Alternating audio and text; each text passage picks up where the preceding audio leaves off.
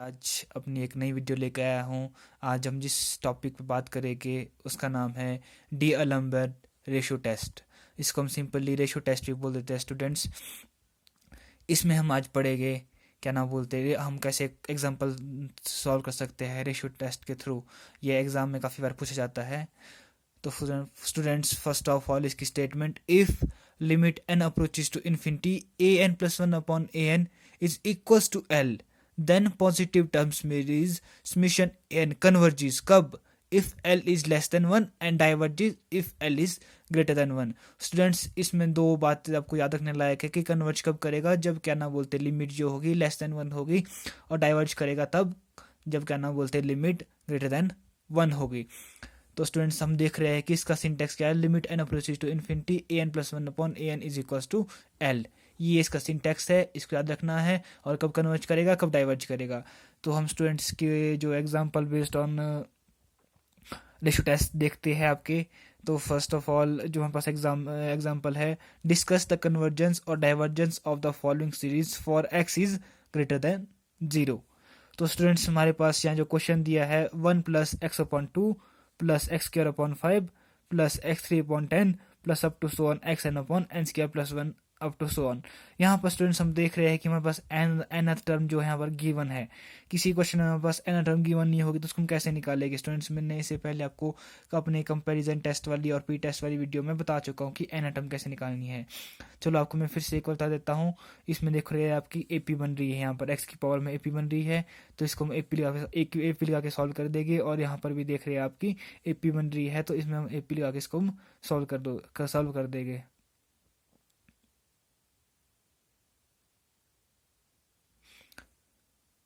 तो स्टूडेंट्स, अब जो हमारा सोल्यूशन है, यहाँ देखिए, the given series summation A N is, जो हमारा गिवन सीरीज है क्या students, one plus X upon two plus X square upon five plus X three upon ten plus up to so on X N upon N square plus one up to so on.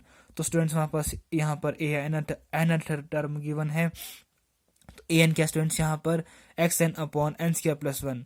अब students, हम यहाँ पर हमारे को देख रहे हैं या ना बोलते हैं, हमारे पास जो रेशो टेस्ट के लिए उसके लिए हमें ए एन प्लस वन भी गिवन होना चाहिए, निकालना पड़ेगा। जब हमारे पास ए एन है तो हम ए एन प्लस वन निकाल सकते हैं, एन की जगह हम एन प्लस वन पुट करके। तो स्टूडेंट्स, यहाँ पर हमने एन की जगह एन प्लस वन पुट कर दिया। यहाँ पर देखो X raise to power N था, यहाँ एन प्लस वन पुट कर दिया, यहाँ भी एन प्लस वन पुट कर दिया। ये देखिए स्टूडेंट्स, हमारे पास A N plus one term आ गई। तो स्टूडेंट्स, अब देखिए नेक्स्ट स्टेप। तो हम जो हमारे पास रेशियो टेस्ट है उसके अकॉर्डिंग होता है a N plus one upon A n, ये टर्म को फाइंड करनी होती है।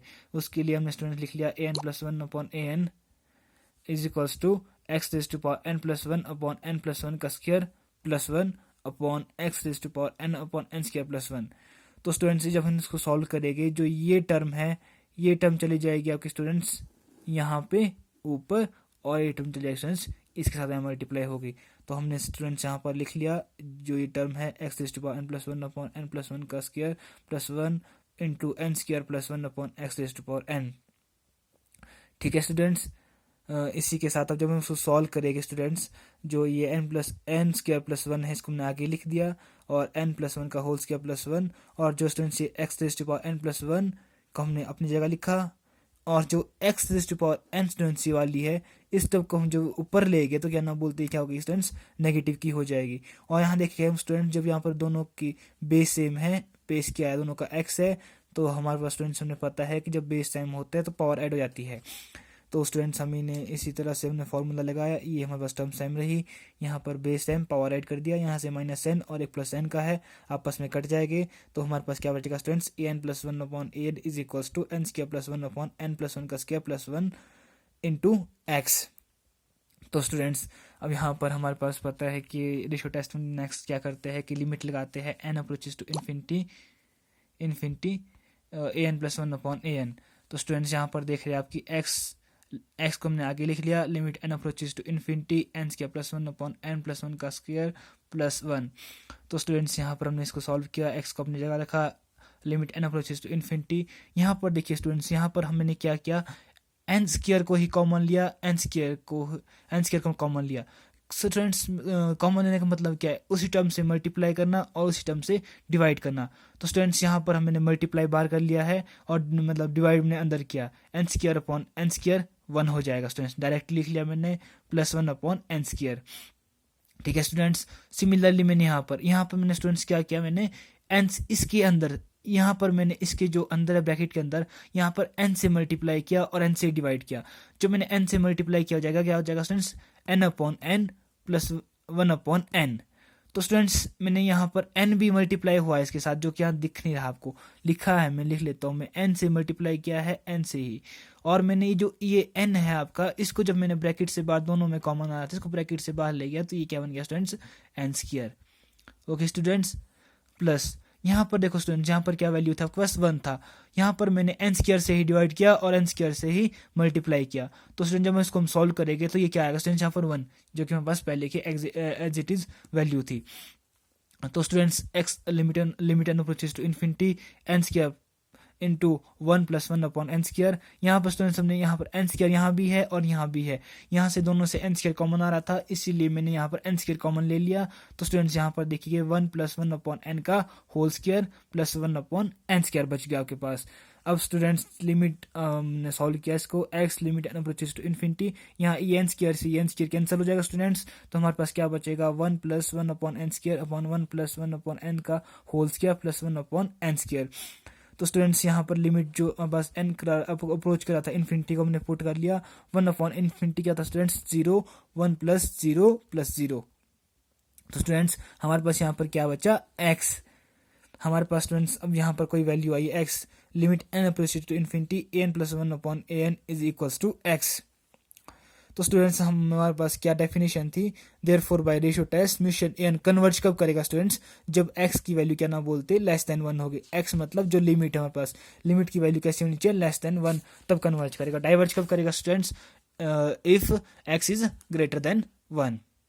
Therefore students when x is equals to 1, जब क्या ना बोलते हैं हमारे पास यहाँ पर कोई फाइनाइट वैल्यू नहीं है स्टूडेंट्स, यहाँ पर कोई एक्स वेरिएबल है, इसमें एक्स की वैल्यू कुछ भी हो सकती है, 1 2 3 4, नेगेटिव हो सकती है, पॉजिटिव भी हो सकती है, कुछ भी हो सकती है, एक्स की वैल्यू इन्फिनिटी भी हो सकती है। इसीलिए हमने जब एक्स की value when x is equals to 1 put किया, तो उसको चेक करने के लिए स्टूडेंट्स ए एन की वैल्यू क्या हो जाएगी, x raise to power n क्या हो जाएगा स्टूडेंट्स, यहाँ पर देखिए स्टूडेंट्स, यहाँ पर ए एन की जो वैल्यू है x raise to power n, x की वैल्यू क्या होगी स्टूडेंट्स 1, 1 रेज टू पावर 1 मतलब 1। तो स्टूडेंट्स यहाँ पर क्या वैल्यू हो जाएगी, ए एन की वैल्यू क्या हो जाएगी, a N is equals to 1 upon N square plus 1। अब यहाँ स्टूडेंट्स हम बी एन निकालना है, उसके लिए हमारे पहले होता है पी की जरूरत। पी क्या होता है, degree of denominator minus degree of numerator. Degree of denominator कितनी है स्टूडेंट्स 2 और डिग्री ऑफ डिनोमिनेटर कितनी है 0। मतलब डिग्री कांस्टेंट की जो फर्स्ट आपके पास कांस्टेंट है, आपके पास यहाँ पर कांस्टेंट क्या है, एन टर्म में एन, तो एन की हम डिग्री चेक करेंगे, 2 माइनस 0 2। तो summation b n is equal to 1 upon n raise to power p, ये बी एन निकालने का फॉर्मूला है, b n is equal to 1 upon N square. तो अब हमारे पास कंपैरिजन टेस्ट लग दिख रहा है आपको, हम कंपैरिजन टेस्ट लगा रहे हैं कोई फाइनाइट वैल्यू निकालने के लिए कि क्या नाम बोलते इसकी कन्वर्ज कर रहा है कि डाइवर्ज कर रहा है, इसको कंफर्म करने के लिए then b n is equal to 1 upon N square. ठीक है students, a n upon b n हम उसमें करते थे 1 upon N square plus 1 upon N square. इसको हमने स्टूडेंट सॉल्व किया, 1 upon N square plus 1 into n square upon 1। Students जो एन स्क्वायर आपका ये ऊपर चले जाएगा और जो ये 1 है वो यहाँ मल्टीप्लाई हो जाएगा इसके साथ।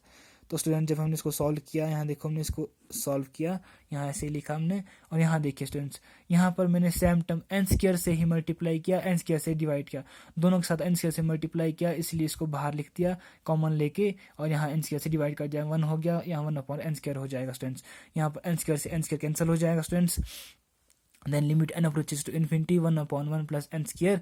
तो students limit n approaches to infinity 1 plus 1 upon 0, क्योंकि स्टूडेंट्स 1 अपॉन इन्फिनिटी क्या होता है 0, तो स्टूडेंट्स ये क्या वैल्यू होगी, बस 1 आ गई, और not equal to 0 which is non zero, ये स्टूडेंट्स ना ही 0 के इक्वल है। तो according to comparison test summation A n which is finite, ये फाइनाइट भी है और नॉन जीरो भी है, then summation A n and summation b n converge और डाइवर्ज टुगेदर। जो हमारे पास समेशन ए एन और समेशन बी एन है वो कन्वर्ज और डाइवर्ज एक साथ करेंगे। तो उसके अकॉर्डिंग स्टूडेंट्स हम वैल्यू चेक करते हैं, हम पी टेस्ट लगाएंगे। पी टेस्ट में क्या बोलते हैं स्टूडेंट्स, हम बी एन की वैल्यू चेक करते थे, बी एन में हम वैल्यू चेक करते थे पी की वैल्यू ग्रेटर देन 1 है या लेस देन इक्वल्स टू 1 है। तो स्टूडेंट्स यहाँ पर देख रहे हैं हम कि पी की वैल्यू क्या है 2, जो कि क्या ना बोलते हैं ग्रेटर देन 1 है। तो इसका मतलब according to p test summation b n is convergent, then summation a N is also convergent. Thank you students. अगर आपको अच्छी लगी तो लाइक शेयर और सब्सक्राइब करना। Thank you students.